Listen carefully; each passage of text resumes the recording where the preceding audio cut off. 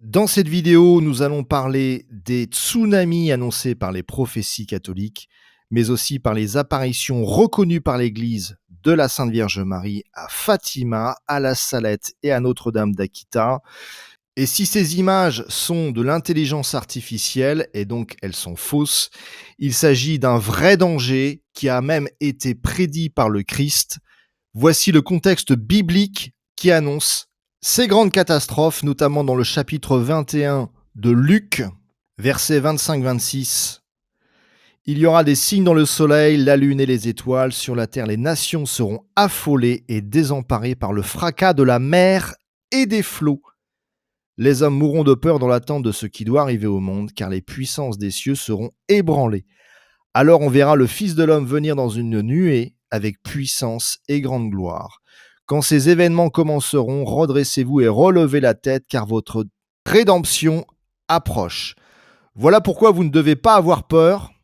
Comme la Sainte Vierge Marie l'a dit à Notre-Dame de la Salette en 1846 à Mélanie Calvat, les châtiments annoncés ne seront que temporaires et après, une ère de paix magnifique va arriver, au cours de laquelle les chrétiens vivront tous comme des frères, unis par la charité et l'amour.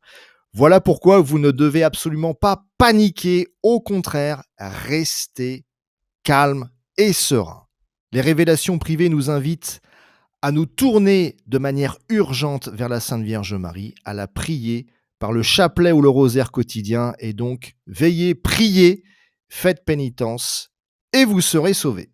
Alors, ceci étant dit, il y a quelques semaines, je vous avais présenté quelques prophéties qui annoncent la destruction de Marseille, les raz-de-marée qui pourraient éventuellement détruire Marseille, notamment celle de Franz Kugelberg, un voyant allemand qui est décédé en 1922, dont les prophéties ont été recueillies par un moine bénédictin. Il parlait de l'incendie de Paris et de Marseille emportée par les ténèbres d'une marée marine.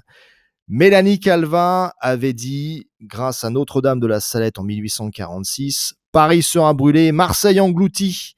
Et Conchita, avec Notre-Dame de l'Escorial au nord de Madrid en 1932, avait dit, Paris sera carbonisé et Marseille englouti par la mer. Et donc, si vous êtes français, déjà, il y a un risque de submersion des côtes du côté de Marseille, sachant que Mère Yvonne Aimée de Malétroit et Mère Marie de la Croix avaient annoncé une faille sismique, un grand séisme qui devrait engloutir la vallée du Rhône et ses environs. Et Mère Marie de la Croix voyait les environs de Marseille s'effondrer, submerger, et donc je vous en avais présenté dans une récente vidéo. Elle avait dit qu'elle voyait Marseille et d'autres villes pouvant être submergées. Hop, je mets en pause. Je vous avais présenté ça dans une précédente vidéo l'année dernière. Elle voyait la ville de Marseille sous une mer de boue et seules les crêtes des collines émergeraient. De même que Mère Yvonne Aimée de Malétroit avait aussi vu un séisme, des événements sismiques qui engloutiraient la vallée du Rhône.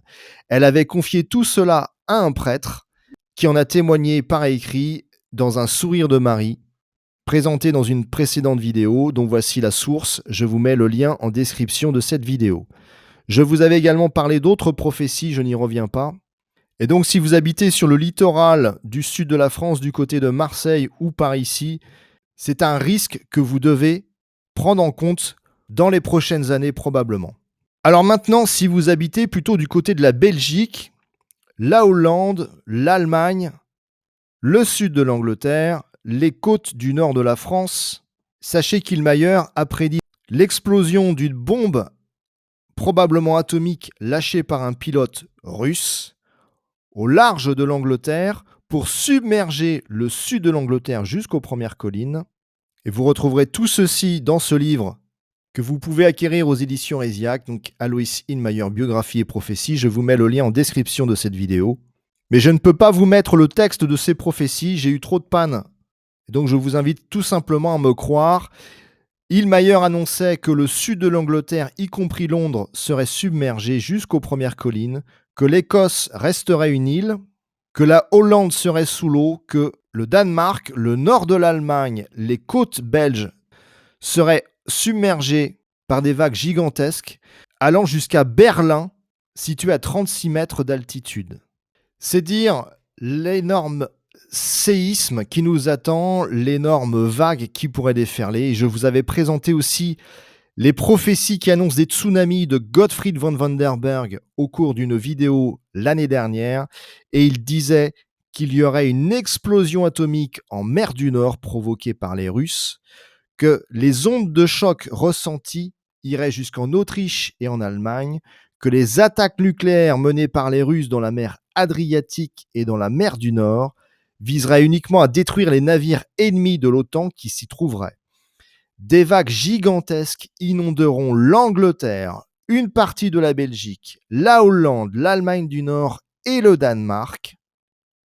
Les vagues provoquées par une explosion nucléaire russe en mer du Nord atteignent plus de 76 mètres de haut.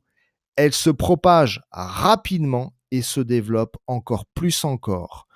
Leur puissance est féroce et elles ne détruisent pas seulement Londres, mais aussi une grande partie du sud de l'Angleterre. Alors dans mon livre Comment survivre au chaos paru aux éditions Résiac, je vous avais aussi joint cette carte des destructions annoncées sur l'Europe en vous disant bien qu'il y aurait une explosion ici en mer du Nord à peu près par là, qui devrait donc submerger le sud de l'Angleterre, les côtes belges, la Hollande, qui est un pays à une altitude beaucoup trop faible pour arrêter les tsunamis, qu'il n'y aurait que les sommets du Danemark, de l'Allemagne qui ressortiraient de ces vagues gigantesques. Et il faut s'attendre aussi à ce qu'il y ait les pays scandinaves sur les côtes qui soient touchés, et même la Pologne. Une prophétie d'un prêtre polonais en parle, mais je ne vous la présenterai pas, car pour moi, elle n'est pas dans mes critères de discernement. Mais si vous habitez en Pologne sur les côtes, vous risquez d'être touché par les restes des tsunamis provoqués par ces explosions nucléaires russes en mer du Nord. De même, Léonie van den Dijk, une grande mystique belge morte en 1949, avait annoncé, je cite, « des raz-de-marée qui envahiront les terres basses et engloutiront des millions d'hommes ». Tiré d'un sourire de Marie dont je vous mets le lien ici en description de cette vidéo. Donc vous voyez, ces tsunamis annoncés ne sont pas à prendre à la légère. Des millions de personnes devraient en mourir d'après Léonie van den Dijk. Et donc tout ce qui est en rouge est sous la menace d'un tsunami ici, du côté de la mer du Nord. Et donc vous retrouverez ça dans mon livre « Comment survivre au chaos », dans le chapitre sur comment se déroulera la Troisième Guerre mondiale. Alors, autre référence, les prophéties de Marie-Julie Jahenny, les prophéties de la Fraudet. Marie-Julie Jahenny parlait de vagues sur les bords du royaume qui s'élèveront de 25 à 35 mètres de haut, et je pense essentiellement au reste des tsunamis annoncés par l'explosion de bombes atomiques en mer du Nord, qui devraient d'abord déferler sur les côtes du Nord, les côtes bretonnes, mais ce sont des vagues, des restes de tsunamis de 25 à 35 mètres de haut qui ne devraient pas aller très loin dans les terres. Si le Père Pell disait qu'il valait mieux être en retrait des côtes dans le centre-Bretagne jusqu'à 50 km, eh bien si vous êtes déjà en altitude à plus de 35 mètres de haut, plus de 50 mètres de haut par sécurité, par précaution, restez confiants, ne paniquez pas.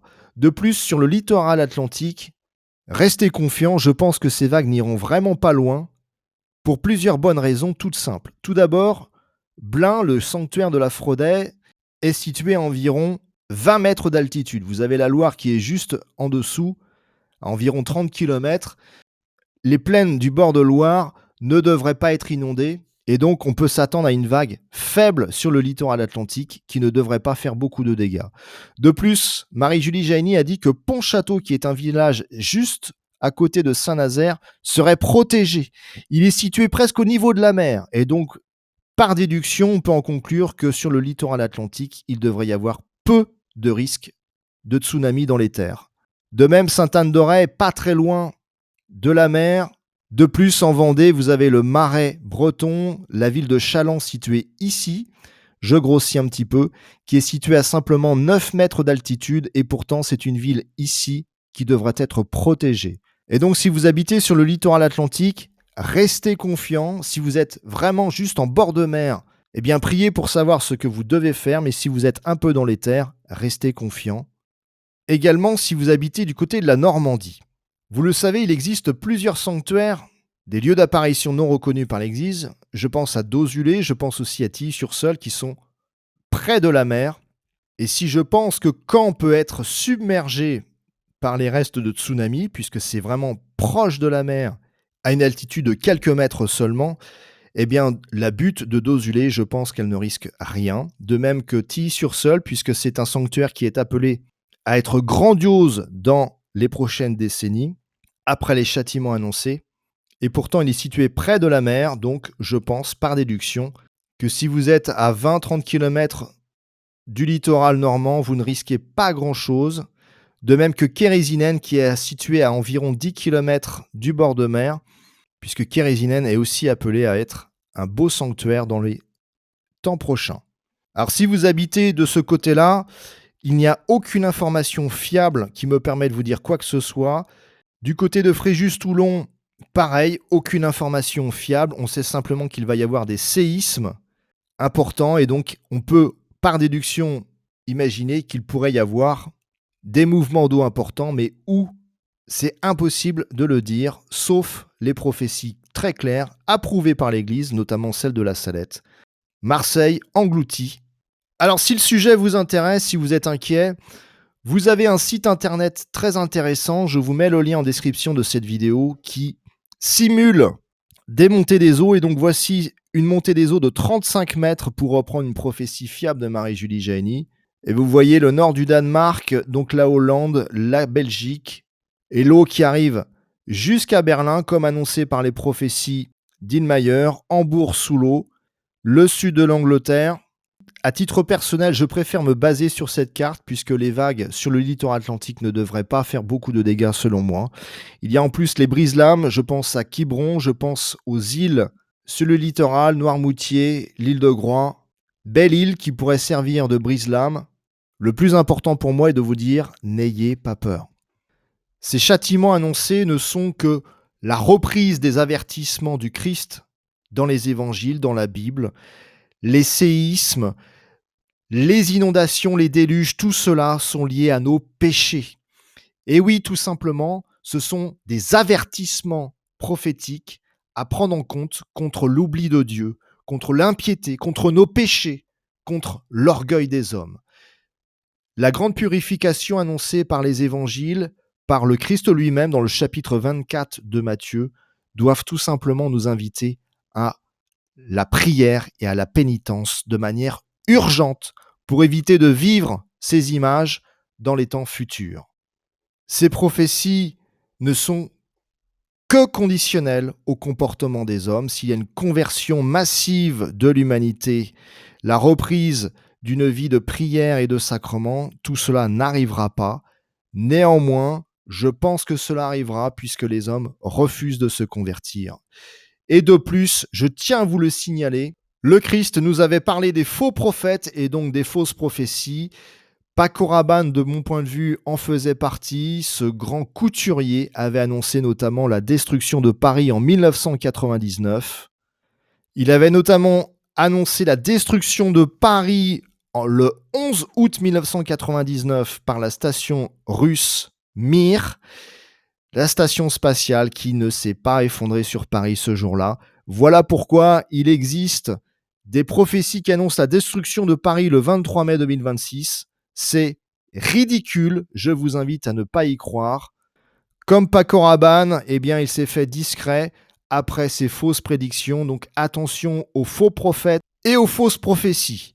Voilà pourquoi je vous renouvelle mes 5 critères de discernement. J'aime les prophéties, premièrement, qui sont claires, deuxièmement, qui sont en accord avec les enseignements de la Bible et de l'Église, notamment celle de Mélanie Calva, voyante de la Salette en 1846, approuvée par l'Église catholique. J'aime aussi l'improbabilité, c'est-à-dire elles annoncent des faits absolument techniquement impossibles à une époque comme en 1846, mais aujourd'hui c'est possible avec les explosions atomiques. Je mets en pause, annoncer la destruction de villes et même de nations entières en 1846 ou en 1932, c'était techniquement impossible. Aujourd'hui, c'est possible avec l'explosion nucléaire. Et voilà pourquoi je vous présente régulièrement des livres avec des dates de publication. C'est un travail sérieux et ça évite de tomber sur des fous qui racontent n'importe quoi sur Internet. Vous avez des sources, vous avez une fiabilité, vous avez un discernement qui est fait par un éditeur. De même que la revue spécialisée dans les prophéties des éditions Hésiaque, Le Sourire de Marie, ce sont des éléments de discernement fiables de mon point de vue et ça vaut beaucoup plus que toutes les idioties qu'on trouve sur Internet sur les prophéties. Même des chaînes YouTube puissantes de plusieurs centaines de milliers d'abonnés commencent à faire des vidéos sur les prophéties dont elles ne connaissent absolument pas le sujet ni la technicité. Je vous rappelle le fondamental.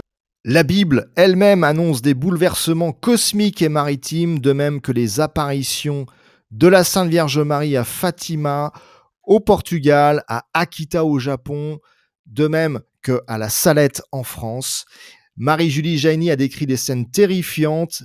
D'autres voyants ont annoncé des tsunamis, des vagues de plusieurs dizaines de mètres de hauteur qui envahissent les terres.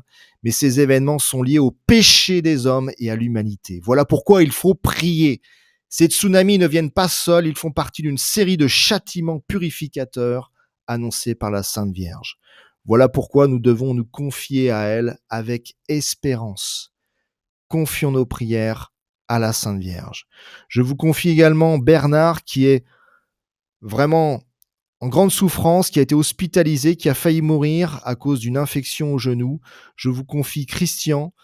Je vous confie également Florence, sa fille, et malheureusement le bébé de sa fille qui a malheureusement succombé après un accouchement difficile. Je vous confie toutes ces personnes dans vos prières. Et je me confie également à vos prières puisque j'ai énormément de combats spirituels et de pannes pour faire de bonnes vidéos. Au nom du Père et du Fils et du Saint-Esprit. Amen. Je vous salue Marie, pleine de grâce. Le Seigneur est avec vous. Vous êtes bénie entre toutes les femmes, et Jésus, le fruit de vos entrailles, est béni. Sainte Marie, Mère de Dieu, priez pour nous pauvres pécheurs, maintenant et à l'heure de notre mort. Amen.